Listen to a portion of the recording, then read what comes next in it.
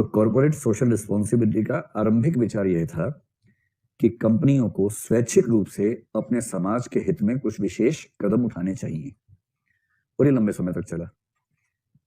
भारत की बात करें तो 2015 से पहले ऐसा कानून नहीं था, लेकिन 2015 से पहले क्या कोई ऐसी कंपनी आप सोच पा रहे हैं जिसने CSR की एक्टिविटीज की हो?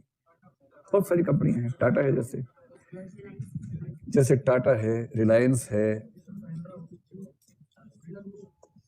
बिरला ने खूब ऐसे काम किए हैं। ठीक है, जैसे टाटा का आप देखेंगे इलेक्शन जब भी आता है, इलेक्शन कैंपेन में टाटा जो वोटर्स हैं उनकी अवेयरनेस पे खूब काम करता है। टाटा चाय मुख्य रूप से, टाटा टी इस पे खूब काम करती है। फिर टोयोटा कंपनी ने पॉल्यूशन के कंट्रोल को लेकर खूब काम किया है। एक अजीम प्रेमजी फाउंडेशन है,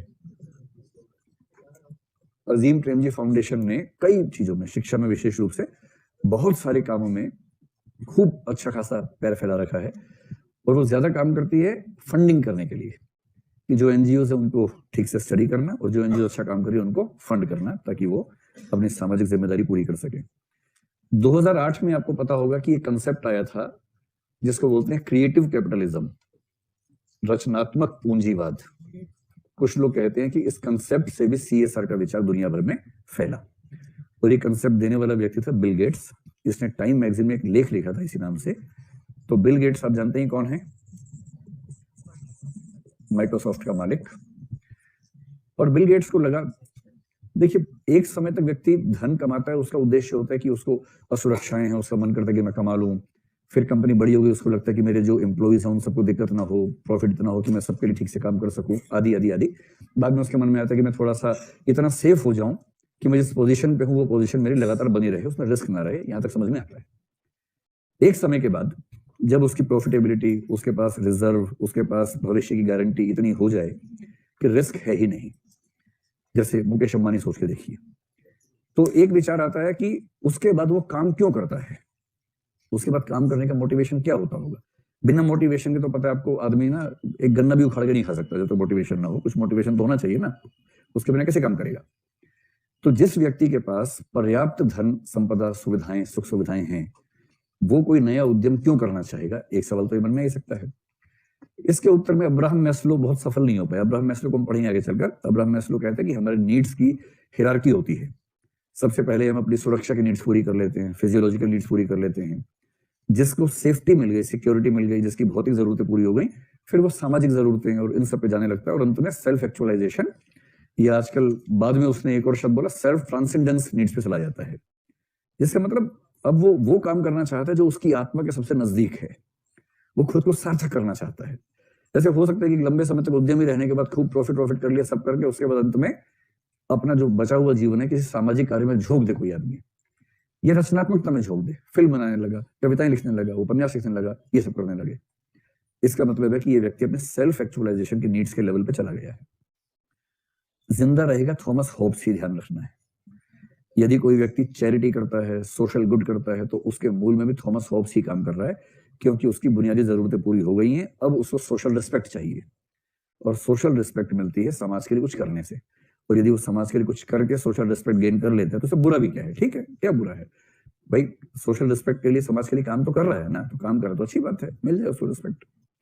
तो बिल गेट्स उस स्थिति में आ चुका था। उस जमाने में बिल गेट्स की कमाई थी, एक दिन की कमाई थी 167 करोड़ रुपए। उस दौर में बिल गेट्स की एक दिन की कमाई इतनी हो चुकी थी, और छोटा सा परिवार उन लोगों का, क्या उसमें उनको उसके बाद लगने लगा कि क्या इस सब का फायदा है। और बिल गेट्स का अपनी कंपनी का टर्नओवर दुनिया के 50-60 देशों की कुल GDP से ज्यादा था। तो उसको लगता था कि अब समय आ गया कि हम समाज के लिए कुछ करें, और उसने एक विचार दिया, क्रिएटिव कैपिटलिज्म, और ये कहा कि मैं ये सोचता हूं कि हमें अपनी संपदा का 50% समाज के लिए खर्च करना चाहिए। अपनी आय का नहीं, अपनी संपदा का, वेल्थ का, न कि अपनी इनकम का।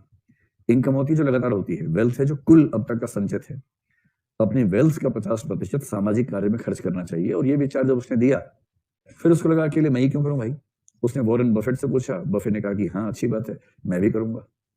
फिर ये दोनों गए मार्क जुकरबर्ग के पास, वो छोटा सा बच्चा, उसमें कमाना शुरू किया था उसने, उससे कहा, तो वो ग्रे टी-शर्ट पहन के बैठा हुआ था, क्योंकि उसके पास वही है, वही पहनता है हमेशा। तो उससे फिर पूछा गया, छोटा सा बच्चा, लेकिन उसने कहा कि आपका आइडिया बहुत अच्छा है, मैं अभी से इसमें कूद जाता हूँ आपके साथ और अपने 50% वेल्थ को खर्च करूंगा इसमें।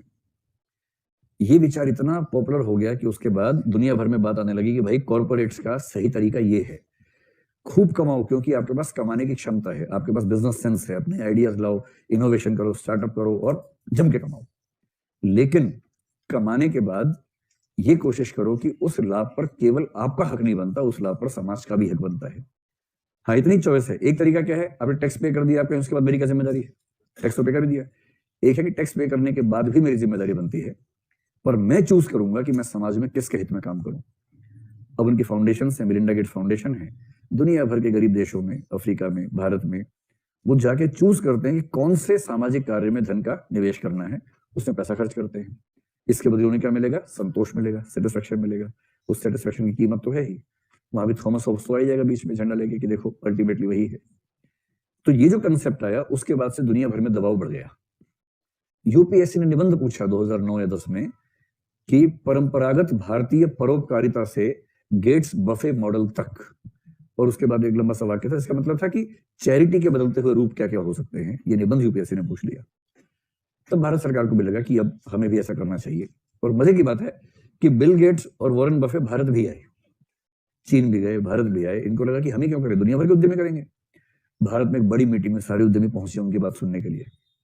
इन दोनों ने कहा कि देखिए, आपका देश तो भामाशाह का देश है, आपका देश तो ये देश है, कर्ण का देश है, राजा बलि का देश है, आपका देश तो शिवी का देश है, फलाने का देश है, हरिश्चंद्र का देश है। सारी बातें हुई और फिर कहा कि हमने विचार किया कि अपनी संपदा का 50% हम समाज के काम में दें और हमें उम्मीद है कि आप भी साथ देंगे। तो भारत के उद्यमी बोले कि हाँ हम अब चलिए, हम देखते, थोड़ा सा सोच के आते हैं। फिर वो चले गए, यहाँ के लोग गए नहीं पीछे पीछे। तो उन्होंने कहा नहीं, भारतीय संस्कृति अलग तरीके